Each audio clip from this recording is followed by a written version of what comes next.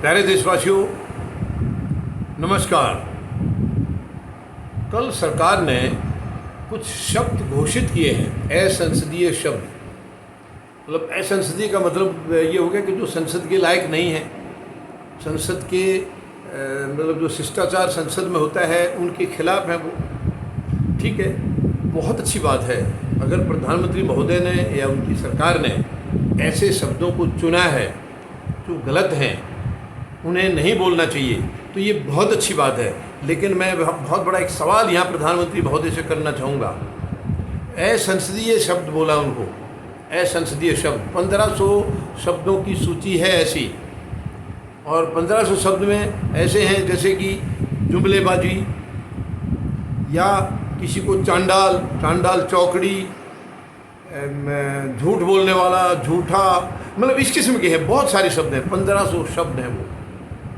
यानी बेईमान, भ्रष्टाचारी, ये शब्द नहीं बोलने हैं। और जब विपक्ष का हंगामा हुआ है तो अध्यक्ष महोदय ने, यानी कि लोकसभा के स्पीकर महोदय ने क्लैरिफिकेशन दिया है कि हमने इन पर बैन नहीं लगाया है, ये एक रूटीन प्रक्रिया है। इस तरीके से शब्दों को असंसदीय घोषणा करने की, ऐसे घोषित करने की एक ये रूटीन प्रक्रिया है, ये कह के उन्होंने पल्ला झाड़ लिया। यहाँ मैं बहुत बड़े सवाल करना चाहूँगा अध्यक्ष महोदय से भी, प्रधानमंत्री महोदय से भी। बहुत अच्छी बात है, असंसदीय कोई भी चीज़ है उसको आप बंद करें, बहुत अच्छी बात है। मैं सवाल आपसे पूछना चाहूँगा प्रधानमंत्री महोदय, शब्दों को तो आपने रोक दिया, आपने शब्दों पर रोक लगा दी। इन शब्दों के लिए पहली बात तो विपक्ष ने कोई मांग नहीं की है, या किसी देशवासी ने मांग नहीं की है, क्योंकि ये शब्द तो वही हैं जो सामने वाला जैसा कर रहा है, जैसा कर्म कर रहा है, उसके कर्म के हिसाब से उनको बोला जाता है। और आप ये तानाशाही चलाना चाह रहे हैं, तानाशाही तो आप कर ही रहे हैं, लेकिन आप ये चाहते हैं कि आप जो मर्जी करें, गलत से गलत काम करें, लेकिन आपको कोई गलत ना कहे। ये कहाँ का न्याय है प्रधानमंत्री महोदय? कहाँ का संसदीय और असंसदीय में आप क्या फ़र्क कर रहे हैं? आप कैसे फ़र्क करेंगे आप? यानी उन शब्दों को तो आपने असंसदीय बता दिया, लेकिन जो कार्यवाही वहाँ पर हो रही है, जो व्यवहार वहाँ पर संसद में किया जा रहा है, उसको असंसदीय कब मानेंगे आप? और आप ही के नेता खुद, आप खुद प्रधानमंत्री महोदय, आप खुद असंसदीय तरीके से बात करते हैं वहाँ पर। आप बहुत गलत तरीके से विपक्ष पर तंज कसते हैं, तब कहाँ से आ देते वो शब्द? क्या वो असंसदीय नहीं है? क्या वो अमर्यादित नहीं है? संसद में एक दूसरे के ऊपर जब तंज कसते हैं, बहुत गलत शब्द कहे जाते हैं, वो असंसदीय नहीं है क्या? यानी कि अब देखिए, अगर किसी भ्रष्टाचारी को भ्रष्टाचारी नहीं कहेंगे तो क्या कहेंगे? आप चाहते हैं आप भ्रष्टाचार भी करें लेकिन आपको कोई भ्रष्टाचारी ना कहे। आप चाहते हैं आप खूब दबा के झूठ बोलें लेकिन आपको कोई झूठा ना कहे। आप चाहते हैं कि आप या आपकी सरकार या आपके दूसरे और जितने भी राजनीतिज्ञ हैं वो सब खूब जुमले फेंकें और आपको कोई जुमलाबाज ना कहे। कहाँ का न्याय है प्रधानमंत्री महोदय? ये आप जो करेंगे वो शब्द तो यूज किया ही जाएगा, नहीं तो फिर क्या कह के संबोधित करेंगे? आप गलत काम करते रहे तो क्या देवी देवता समझ के आपके पैर छूते रहे? यहाँ मैं पूछना चाहूँगा, ये देश 140 करोड़ लोगों का है और ये संसद 140 करोड़ लोगों की है। आप गलत समझ रहे हैं प्रधानमंत्री महोदय कि ये संसद केवल 543 सांसदों की है, ऐसा नहीं है। और 543 सांसदों में भी विपक्ष अलग से है। हाँ, ये दुर्भाग्य है इस देश का कि विपक्ष और सत्ता पक्ष हमेशा मिले जुले रहते हैं, हमेशा इनकी राय एक ही होती है। अंदर से देश को, देशवासियों को बेवकूफ़ बनाना, मूर्ख बनाना इनका काम रहा है हमेशा से। आज़ादी का 75वां साल आ गया है, लेकिन आप लोगों ने जनता को बेवकूफ़ बनाना कभी बंद नहीं किया आज तक। जनता को 75 साल से मूर्ख बनाया जा रहा है। लेकिन प्रधानमंत्री महोदय, मैं आपसे पूछूंगा, जो आप बाहर रैलियां करते हैं, चुनाव की रैलियां हैं, इसके अलावा और बहुत सारी रैलियां आप करते हैं, क्योंकि आप तो अगर उस हिसाब से देखा जाए तो आप रैली जीवी हैं। आपने किसानों को भरी संसद के बीच में आंदोलन जीवी कहा था, आपको याद है प्रधानमंत्री महोदय? आंदोलन जीवी कहा था आपने किसानों को। जो देश का किसान, सबका पेट भरता है, आपका भी पेट वही भर रहा है, आपने उसको आंदोलन जीवी कहा था। तब आपने नहीं सोचा कि ये असंसदीय शब्द है? तब आप कहाँ से इसको मर्यादित मान लेते हैं? और उसके बाद किसान की कोई गलती उसमें नहीं थी प्रधानमंत्री महोदय, ये आपको भी मालूम है। उस दिन नहीं था तो आज तो आपको ज़रूर मालूम है, क्योंकि अगर किसान गलत होते तो आप ये देश के सामने पिछले साल 19 नवंबर को माफ़ी नहीं मांगते। आप माफ़ी नहीं मांगते। अगर किसान गलत था, आपने देश के सामने माफ़ी मांगी है, और वो कृषि कानून 3 जो काले कानून के नाम से प्रसिद्ध हुए थे, आपने उनको वापस किया है। वो तभी किया है क्योंकि किसान सही थे। आप गलत थे प्रधानमंत्री महोदय, आपकी सरकार गलत थी। आपने गलत कानून लाए थे, आप उनके नुकसान के लिए लाए थे, जिनको आप तोहफे के लिए कह रहे थे।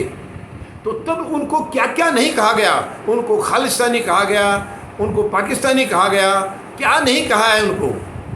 जो शब्द गलत से गलत हो सकता है वो आपने और आपकी सरकार ने किसानों को वो बताया है। तब ये असंसदीय शब्द आपको याद नहीं आए। और जो एक दूसरे पर रैलियों में इतना गलत तरीके से तंज कसा जाता है, सरेआम झूठ बोली जाती है, वो असंसदीय उसको कब मानेंगे आप? उसको असंसदीय घोषित कब करेंगे प्रधानमंत्री महोदय? मैं पूछना चाहता हूँ आपसे, क्योंकि देशवासी पूछना चाह रहे हैं। आपने 1500 शब्द जो है असंसदीय घोषित कर दिए। कितनी मतलब चित भी आपकी, पट भी आपकी। आप गलत से गलत भी करेंगे और आपको कोई गलत कह ना सके, ये बहुत गलत है प्रधानमंत्री महोदय। कृपया आप ये समझिए कि केवल 543 सांसद इस संसद के मालिक नहीं हैं, 140 करोड़ लोग हैं।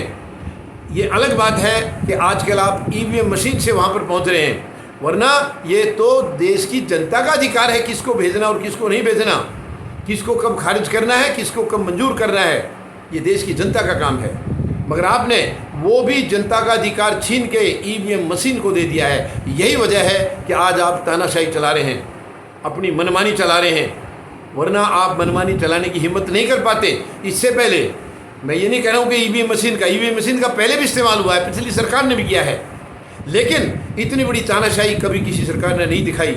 जब किसी चीज़ का विरोध होता था तो वो चीज़ को पलटा जाता था, उस ऑर्डर को या उस नीति को पलटा जाता था। खुद आपको मालूम है प्रधानमंत्री महोदय, जब आपकी पार्टी विपक्ष में थी तो सरकार की तरफ से जरा सी बातों के लिए आप लोग जंतर मंतर पर पहुंच जाते थे, और दुनिया भर की जगह देश में आप हड़तालें करते थे, और सरकार उन बातों को आज नहीं तो कल 2 दिन में 3 दिन में मानती थी, पलटती थी उस फैसले को, वो महसूस करती थी कि ये गलत है।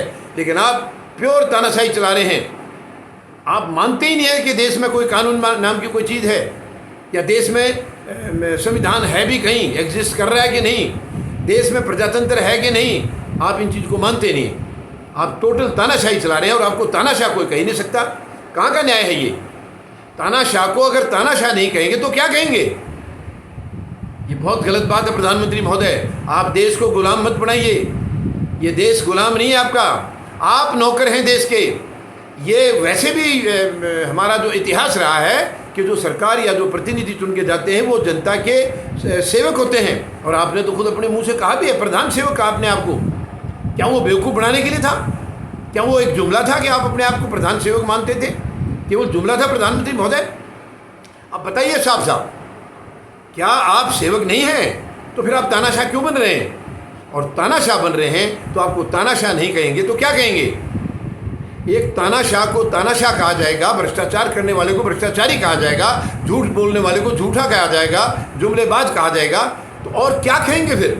आप ये काम बंद करिए, इस किस्म की हरकतें बंद करिए। आप प्योर जो शुद्ध राजनीति है वो आप करिए। कौन आपके खिलाफ एक शब्द भी बोल सकता है? और तब अगर कोई बोलता है तो यस, आप उसके खिलाफ एक्शन लीजिए, कानून कार्रवाई करिए उसके साथ। लेकिन प्रधानमंत्री महोदय, आप जो कर रहे हैं वही आपको बोला जा रहा है। और ये आपने क्यों बंद किया है? ये असंसदीय शब्द आपने क्यों बताए? ये तो विपक्ष को बताने चाहिए थे, विपक्ष बताना चाहिए आपको। लेकिन क्योंकि गलत काम आप कर रहे हैं, और आप गलत कर रहे हैं तो आपको जनता गलत कहेगी। लेकिन आप ये चाहते हैं कि आप जो मर्जी करें लेकिन आपको कोई गलत ना कहे। अब रफाल के सौदे को क्या कहेंगे? रफाल के सौदे में बहुत बड़ा भ्रष्टाचार हुआ है, पूरा देश जानता है, और देश नहीं, ये फ्रांस को भी मालूम है। लेकिन आपने क्लियरेंस ले लिया उसका, हर तरफ से आपने अदालत से भी ले लिया, गलत सलत आंकड़े दे करके अदालत से भी आपने ये साबित करवा दिया कि ये जो डील जो थी ये बहुत ईमानदारी से हुई है। प्रधानमंत्री महोदय, ये देश जानता है, और फ्रांस में भी उसकी जांच चल रही है, उसका भी एक दिन सच्चाई सामने आएगी ज़रूर। लेकिन मैं आपसे पूछना चाहूँगा, आप इन शब्दों पर असंसदीय कह करके आप बैन लगाइए, लेकिन आपकी बाकी असंसदीय व्यवहार पर कब बैन लगेगा? देश भर में जो गलत सलत बातें आप भी करते हैं, आपकी सारी सरकार करती है, आपके जितने भी प्रतिनिधि हैं वो करते हैं, उन पर बैन कब लगेगा? जो नफरत फैलाई जा रही देश में, उस पर बैन कब लगेगा? जो देश को टुकड़े टुकड़े करके बांटा जा रहा है, उस पर बैन कब लगेगा? उसको असंसदीय कब मानेंगे आप? क्या वो असंसदीय नहीं है? क्या वो अमर्यादित नहीं है? प्रधानमंत्री महोदय, मेहरबानी करके ये दोगला चरित्र बंद करिए, बंद करिए। ये देशवासियों को पीड़ा मत दीजिए। आपने देश को बेच दिया है और आप देश को बेच रहे हैं। आपको देश विक्रेता नहीं कहेंगे तो क्या कहेंगे? सारे संसाधन आपने बेच दिए हैं। जितनी संवैधानिक संस्थाएं उनको आपने कब्जे में कर लिया, मुट्ठी में कर लिया, उनको आपने गुलाम बना रखा है, तो क्या कहेंगे आपको? मेहरबानी करके मत देश को गुमराह करिए प्रधानमंत्री महोदय। ये देश बहुत पवित्र देश है, यहाँ की भूमि बहुत पवित्र है, धरती माता बहुत पवित्र है। आप इसकी पवित्रता के ऊपर आँच मत आने दीजिए, मत आँच आने दीजिए। मेहरबानी करके शुद्ध धरती के ऊपर आप ऐसा आरोप, ऐसे गलत काम मत करिए।